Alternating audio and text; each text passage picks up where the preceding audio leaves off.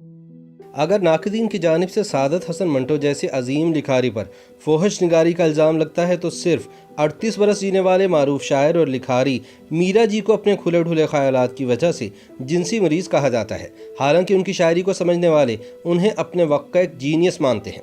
ये भी एक अजीब इत्तफाक है कि सादत हसन मंटो और मीरा जी एक ही महीने और एक ही साल यानी मई सन 1912 में पैदा हुए और दोनों कश्मीरी नस्ल थे। मीरा जी का असल नाम मोहम्मद सनाउल्लाह डार था। मुंशी मेहताबुद्दीन के यहाँ लाहौर में पैदा होने वाले मीरा जी पहले साहिरी तखल्लुस करते थे, लेकिन फिर एक बंगाली लड़की मीरा सीन की एकतरफा मोहब्बत में गिरफ्तार होकर मीरा जी तखल्लुस इख्तियार कर लिया। कहा जाता है कि उस लड़की के साथ पूरी जिंदगी में मीरा जी का सिर्फ एक मुकालमा हुआ जिसमें उन्होंने सामने से आती हुई मीरा सीन से कुछ कहने की कोशिश की, लेकिन लड़की सुनी अनसुनी करके आगे बढ़ गई। ताहम मीरा जी मुसलसल उसकी मोहब्बत में मुब्तला रहे और इसी चक्कर में अपना तखल्लुस भी मीरा जी कर लिया। मीरा जी से ऐसे अजीबो गरीब वाकयात वाबस्ता हैं कि उनकी ज़ात आम आदमी के लिए एक अफसाना बनकर रह गई है। उनका हुलिया और हरकत व सकनात ऐसी थी कि जैसे उन्होंने सिलसिला मलामतिया में बैत कर ली हो।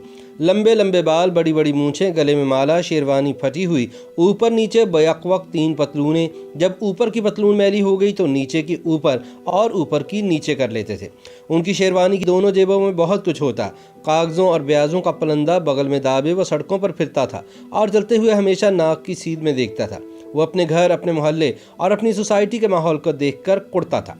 उसने अहद कर रखा था कि वो अपने लिए शेर कहेगा। सिर्फ 38 साल की उम्र में 3 नवंबर सन 1949 को मुख्तसर जिंदगी गुजार के चले जाने वाले मीरा जी की मशहूर तसानीफ में मशरिक और मगरिब के नगमे, निगार खाना, खैमे के आसपास वगैरह शामिल हैं। ताहम अफसोस के नाकदीन की जानिब से मीरा जी के तख्लीकी टैलेंट को नजरअंदाज करते हुए इन पर जिनसी कजरवी, बेराहरवी और मरीजाना शख्सियत होने के इल्जामात आयद किए गए। यूं असल मीरा जी के नक्शो निगार कहीं छुप कर रह गए। दूसरी जानिब शहर के लोग तो जालिम थे ही, खुद मीरा जी को भी मरने का कुछ ऐसा शौक था कि वो खुद को अपने गिर्द लपेटे हुए खौल के अंदर ही महफूज समझते थे। वो कहते थे कि लोग मुझसे मीरा जी को निकालना चाहते हैं मगर मैं ऐसा नहीं होने दूंगा। ये निकल गया तो मैं कैसे लिखूंगा, ये कॉम्प्लेक्स ही मेरी तहरीरें हैं। अगर किसी नक़ाद ने मीरा जी पर जम के लिखा तो वो वज़ीर आगा थे, लेकिन उन्होंने मीरा जी को कदीम यूनान के किरदार की तरह धरती पूजा की चारपाई पर यूं लिटा दिया कि अगर पाँव लंबे पड़ गए तो उन्हें कता कर दिया और अगर चारपाई लंबी हो गई तो शायर को खींच कर लंबा कर दिया। गोया मीठा मीठा हप हप कड़वा थू थू। मीरा जी पर सबसे बड़ा इल्ज़ाम अबहाम का लगा। उनकी शायरी को उलझी हुई शख्सियत का मजहर करार देकर इस पर प्रागंदगी का ठप्पा लगा दिया गया, लेकिन ये सोचा ही न गया कि असल में अबहाम तो अच्छी शायरी की रूह होता है। सीधी सादी बात से बड़ा फन तख्लीक नहीं किया जा सकता। गालिब कह गए हैं कि बनती नहीं है बादा सागिर कहे बगैर। वैसे भी बकौल मुश्ताक अहमद यूसुफी जो शेर बैक वक्त 2000 सामीन मुशायरा की समझ में आ जाए वो बड़ा शेर नहीं हो सकता।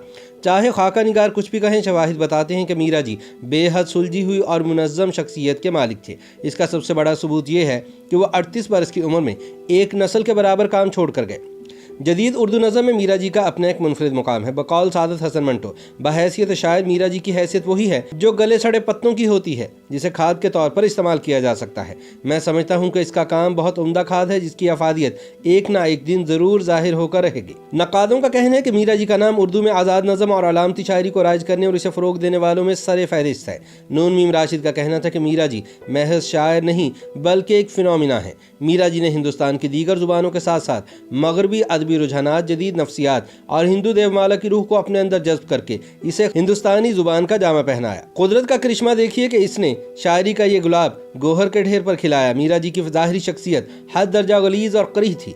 मैले कुचैले कपड़े, हर मौसम में जाड़ों का लिबास, लंबी जुल्फें, गंदे नाखून, गले में गज भर की माला, हाथ में लोहे के 3 गोले जिन पर सिगरेट की पट्टी मड़ी होती। दिन रात नशे में धुत कोठों पर जाना और शाइस्ता महफिलों में जूतों समेत आकड़ों कुर्सी पर बैठना, सालन में जर्दा या खीर मिलाकर खाना, मुशायरे में सामीन की तरफ पीट करके नज़म सुनाना, धाड़े मार मार कर रोना, इन हरकत ने मीरा जी की शख्सियत को अफसाना बना दिया। ऐसी शख्सियत जो इनकी शायरी के मुताले में आड़े आती है और अक्सर इनके कारी और इनकी शायरी के दरमियान आड़ बनकर खड़ी हो जाती है। कुछ बरस रेडियो पाकिस्तान लाहौर में नौकरी करने के बाद सन 1945 में मीरा जी की शामत ने उन्हें घेरा और फिल्मों में किस्मत आजमाने बम्बई पहुंच गए। बम्बई पहुंचकर मीरा जी के 14 तबक रोशन हो गए। 3 महीने तक कोई काम न मिला। वो कभी इसके पास कभी उसके पास बिन बुलाए मेहमान की तरह वक्त गुजारते रहे। फिर पूना चले गए जहां अख्तरुल ईमान थे, जिन्होंने मीरा जी को मोहब्बत से अपने पास रखा। पूना में भी इनकी मुलाजमत का कोई बंदोबस्त न हो सका। मजबूरन वो 16 अक्टूबर 1947 को बम्बई वापस आ गए।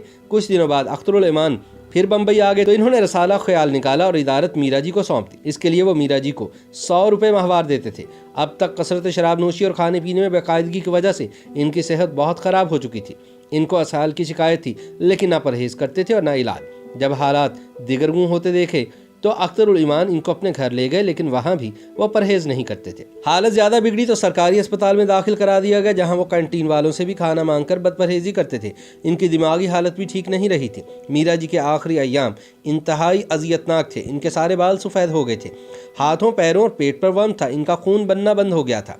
यूं 3 नवंबर 1949 को इनका इंतकाल हो गया। जनाजे में सिर्फ 5 आदमी शरीक हुए, जिनमें अख्तरुल ईमान, महेंद्रनाथ, मधुसूदन, नजम नकवी और आनंद भूषण शामिल थे। इनकी तदफीन मैरी लाइन कब्रिस्तान में हुई। तमाम तर कोशिशों के बावजूद बम्बई के किसी अखबार ने इनकी मौत पर एक लाइन की खबर भी शाया नहीं की। मीरा जी की कदर भी ज़माने ने इनके दुनिया से चले जाने के बाद की। ताहम अब मीरा जी की दस्तयाब शेरी तख्लीकात को कुलियात की शक्ल में जमा किया जा चुका है, जिसमें 223 नज़में, 136 गीत, 17 गज़लें, 22 मंजूम तराजम और 5 मुतफरक़ात शामिल हैं। बिलाशुबा मीरा जी एक जिनसी मरीज नहीं बल्कि जीनियस थे। YouTube पर गूगली न्यूज देखने के लिए youtube.com की सर्च बार में गूगली न्यूज टीवी टाइप करें। गूगली न्यूज के पेज पर सुर्ख रंग के सब्सक्रिप्शन वाले बटन पर क्लिक करना ना भूलिए। YouTube पेज पर अपलोड होने वाली वीडियोस से बाखबर रहने के लिए बेल आइकन पर क्लिक कीजिए। आपको हर नई वीडियो के बारे में नोटिफिकेशन मौसूल हो जाएगा।